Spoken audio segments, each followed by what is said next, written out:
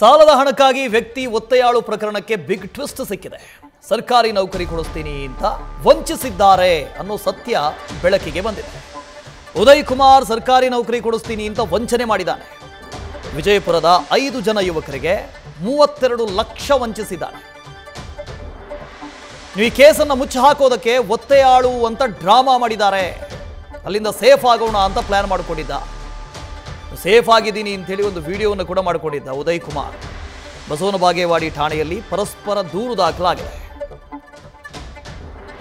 ಒತ್ತೆಯಾಳು ಕೇಸ್ಗೆ big twist ಸಿಕ್ಕಿದೆ. ಸರ್ಕಾರಿ ನೌಕರಿ ಕೊಡಿಸ್ತೀನಿ ಅಂತ ಉದಯ್ ಕುಮಾರ್ ವಂಚಿಸಿದ್ದ. ಸುಮಾರು 5 ರಿಂದ 10 ಲಕ್ಷ ರೂಪಾಯಿಯನ್ನು ಪಡೆದು ವಂಚನೆ ಮಾಡಿದ್ದಂತೆ. ಹಣ ಪಡೆದು 1 ವರ್ಷದಿಂದ ಗೋವಾ ಸೇರ್ಕೊಂಡಿದ್ದ. ಬರಲೇ ಇಲ್ಲ ಈ ಕಡೆಗೆ. ಸರ್ಕಾರಿ ಕೆಲಸ ಕೊಡಿಸ್ತೀನಿ ಅಂತ 5 ರಿಂದ 10 ಲಕ್ಷ. ಉದಯ್ ಕುಮಾರ್ ಗೋವಾದಿಂದ ಬಾಗೇವಾಡಿಗೆ ಕರೆ ಮಾಡ್ತಾನೆ. ಇನ್ನು ಪ್ರಭಾಕರ್ ಯುವಕರು ಗೋವಾದಿಂದ ಕರೆ ತರ್ತಾರೆ. ಆರೋಪಿಯನ್ನು ಪೊಲೀಸರಿಗೆ ಒಪ್ಪಿಸೋದಕ್ಕೆ ಯುವಕರು ಮುಂದಾಗಿರ್ತಾರೆ. ಹಣ ಕೊಡ್ತೇನೆ, ಪೊಲೀಸರಿಗೆ ಮಾತ್ರ ಒಪ್ಪಿಸಬೇಡಿ, ಪೊಲೀಸರಿಗೆ ಹೇಳಬೇಡಿ ಅಂತ ಹೇಳ್ತಾನೆ ಇದ್ದ. ಉದಯ್ ಕುಮಾರ್ನನ್ನು ತಮ್ಮ ಮನೆಯಲ್ಲೇ ಪ್ರಭಾಕರ್ ಇರಿಸ್ಕೊಂಡಿದ್ದ. ಯುವಕರು ಇರಿಸ್ಕೊಂಡಿದ್ರು. ಹಣಕ್ಕಾಗಿ ನನ್ನನ್ನು ಒತ್ತೆಯಾಳಾಗಿ ಇಟ್ಕೊಂಡಿದ್ದಾರೆ ಅಂತ ಸುಳ್ಳು ಹೇಳೋದಕ್ಕೆ ಶುರು ಮಾಡ್ತಾನೆ. ರಾಜಪ್ಪ ಇದ್ರ ಬಗ್ಗೆ ಚೆನ್ನಾಗಿ ಡೀಟೇಲ್ಸನ್ನು ಕೊಡ್ದು ಹೋಗ್ತಾರೆ. ರಾಜಪ್ಪ, ಇಡೀ ಕೇಸಿಗೆ ಒಂದು ಬಿಗ್ ಟ್ವಿಸ್ಟ್ ಸಿಕ್ಕಿದೆ ಈಗ ಅಂತ.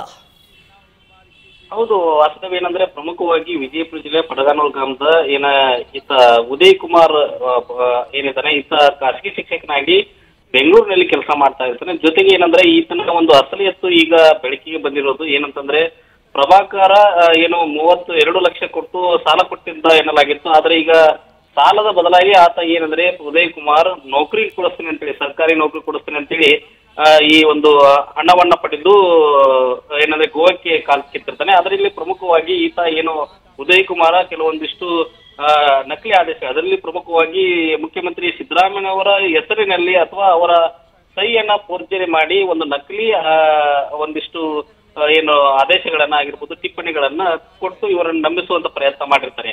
ಆದ್ರೆ ಈ ಒಂದು ಪ್ರಕರಣದಿಂದ ಬಚಾವಾಗಲು ಉದಯ್ ಕುಮಾರ್ ಹಾಗೂ ಆತನ ಪತ್ನಿ ರೇಷ್ಮಾ ಒಂದು ರೀತಿಯಲ್ಲಿ ಡ್ರಾಮಾ ಮಾಡಿರ್ತಾರೆ. ಅಂದ್ರೆ ಪ್ರಭಾಕರ್ ಅನ್ನುವರು ನನ್ನ ಪತಿಯನ್ನ ಒಂದು ಒತ್ತೆಯಾಳಾಗಿ ಇಟ್ಟುಕೊಂಡಿದ್ದಾರೆ, ಎಲ್ಲಿದ್ದಾರೆ ಏನು ಅನ್ನುವಂತ ಮಾಹಿತಿ ಇಲ್ಲ ಅನ್ನುವಂತ ನಿನ್ನಷ್ಟೇ ಆತರ ಮಾತನಾಡಿದಂತ ಆಡಿಯೋ ಆಗಿರ್ಬೋದು, ಜೊತೆಗೆ ಅವರು ಮಾತನಾಡಿದ ವಿಡಿಯೋ ಕೂಡ ಸಾಕಷ್ಟು ರೀತಿಯಲ್ಲಿ ಸದ್ದನ್ನ ಉಂಟು ಮಾಡಿತ್ತು. ಆದ್ರೆ ಈ ಬಗ್ಗೆ ಯಾವುದೇ ರೀತಿಯಾದ ವಿಜಯಪುರ ಜಿಲ್ಲೆ ಪೊಲೀಸ್ ಠಾಣೆಯಲ್ಲಿ ದೂರು ದಾಖಲಾಗಿರಲಿಲ್ಲ. ಆದ್ರೆ ನಿನ್ನೆ ಈ ಒಂದು ಪ್ರಕರಣ ಬೆಳಕಿಗೆ ಬಂದ ಹಿನ್ನೆಲೆಯಲ್ಲಿ ಬಸವನ ಬಾಗೇವಾಡಿ ವ್ಯಾಪ್ತಿಯಲ್ಲಿ ಉದಯ್ ಕುಮಾರ್ ಆಸಂಗಿ ಗ್ರಾಮದಲ್ಲಿದ್ದ ಆತನನ್ನು ಕರೆದುಕೊಂಡು ಬಂದು ಬಸವನ ಬಾಗೇವಾಡಿ ಠಾಣೆಯಲ್ಲಿ ಒಂದು ಪ್ರಕರಣಕ್ಕೆ ಸಂಬಂಧಪಟ್ಟಂತೆ ಒಂದು ರಾಜಿ ಆಗಿರ್ಬೋದು ಅಥವಾ ಈ ಪ್ರಕರಣ ಪರಸ್ಪರ ದೂರು ದಾಖಲಿಸುವಂತ ತಡರಾತ್ರಿವರೆಗೂ ಒಂದು ಪ್ರಕರಣ ಹೈಡ್ರಾಮಾ ರೀತಿಯಲ್ಲಿ ನಡೆಯುತ್ತೆ. ಆದರೆ ಕೊನೆಗೆ ಉದಯ್ ಕುಮಾರ್ ಒತ್ತೆಯಾಳ ನನ್ನನ್ನು ಇಟ್ಟಿದ್ರು ಅನ್ನುವಂತ ರೀತಿಯಲ್ಲಿ ಪ್ರಭಾಕರ್ ವಿರುದ್ಧ ದೂರನ್ನ ದಾಖಲಿಸಿರುವಂತದ್ದು. ಆದ್ರೆ ಈಗ ಈ ಒಂದು ಪ್ರಕರಣಕ್ಕೆ ಒಂದು ಟ್ವಿಸ್ಟ್ ಅನ್ನುವ ರೀತಿಯಲ್ಲಿ ಈತನ ಒಂದು ಅಸಲಿ ಮುಖ ಕೇವಲ ವಿಜಯಪುರ ಜಿಲ್ಲೆಯಲ್ಲಿ ಮಾತ್ರ ಕೇವಲ 5 ಜನಕ್ಕೆ 32 ಲಕ್ಷ ವಂಚಿಸಿದ್ದಾನೆ ಅಷ್ಟೇ ಅಲ್ಲ, ಇಡೀ ರಾಜ್ಯದಲ್ಲಿ ಕೂಡ ಈತ ಹಣ ಪಡೆದು ನೌಕರಿ ಕೊಡಿಸ್ತೀನಿ ಅನ್ನೋ ನಿಟ್ಟಿನಲ್ಲಿ ಯುವಕರನ್ನ ವಂಚಿಸಿ ಜೊತೆಗೆ ಅವರಿಂದ ಹಣವನ್ನ ಸುಮಾರು 2 ಕೋಟಿಗೂ ಅಧಿಕ ಹಣ ಪಡೆದಿಲ್ಲ ಅನ್ನೋದು ಕೂಡ ಈಗ ಮಾಹಿತಿ ಲಭ್ಯವಿರುತ್ತದೆ.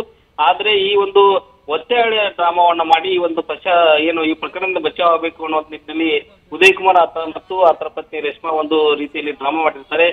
ಜೊತೆಗೆ ಏನಂದ್ರೆ ಇನ್ನೊಂದು ಪ್ರಮುಖವಾಗಿ ಪ್ರಭಾಕರ್ ಕೂಡ ನಿವೃತ್ತ ಶಿಕ್ಷಕ, ಜೊತೆಗೆ ಏನಂದ್ರೆ ಈತ ಉದಯ್ ಕುಮಾರ್ ಕೂಡ ಖಾಸಗಿ ಶಾಲೆಯ ಶಿಕ್ಷಕ. ಈಗ ಪರಿಚಯ ಹಿನ್ನೆಲೆಯಲ್ಲಿ ನೌಕರಿ ಒಂದು ಆಸೆಗಾಗಿ ಇವರು ಒಂದು 32 ಲಕ್ಷ ಹಣವನ್ನು ಕೊಟ್ಟಿರ್ತಾರೆ. ಆತನ ಕರೆದುಕೊಂಡು ಬಂದು ಗೋವಾದಿಂದ ಕರೆದುಕೊಂಡು ಬಂದು ಬಸವನ ಬಾಗೇವಾಡಿಯಲ್ಲಿ ಆತನ ವಿಚಾರ ಮಾಡಿ ಆತನ ಹಣ ಕೇಳುವಂತ ಪ್ರಯತ್ನ ಆಗುತ್ತೆ. ಆದ್ರೆ ಈ ನನ್ನ ವಿರುದ್ಧ ಯಾವುದೇ ರೀತಿ ಪೊಲೀಸ್ ಠಾಣೆಗೆ ದೂರು ಕೊಡೋದಾಗ್ಲಿ ಅಥವಾ ನನ್ನ ಪೊಲೀಸರಿಗೆ ಒಪ್ಪಿಸಬೇಡಿ, ನಾನು ನಿಮಗೆ ಹಣವನ್ನು ಹೊಂದಿಸಿ ಕೊಡ್ತೀನಿ ಅಂತ ಮಾತು ಹೇಳಿದಾಗ ಪ್ರಭಾಕರ್ ತನ್ನ ಮನೆಯಲ್ಲಿ ಇಟ್ಕೊಂಡಿರ್ತಾನೆ. ಹಾಗಾಗಿ ಈಗ ಪ್ರಕರಣ ದಾಖಲಿರುವ ಮುಂದೆ ಯಾವ ರೀತಿ ಈ ಒಂದು ಪ್ರಕರಣ ತಿರುವು ಪಡೆದುಕೊಳ್ಳುತ್ತೆ ಅನ್ನೋದನ್ನೇ ನೋಡ್ಬೇಕಾಗಿದೆ. ವಾಸ್ತೆ ರೈಟ್, ಥ್ಯಾಂಕ್ ಯು ರಾಜಪ್ಪ.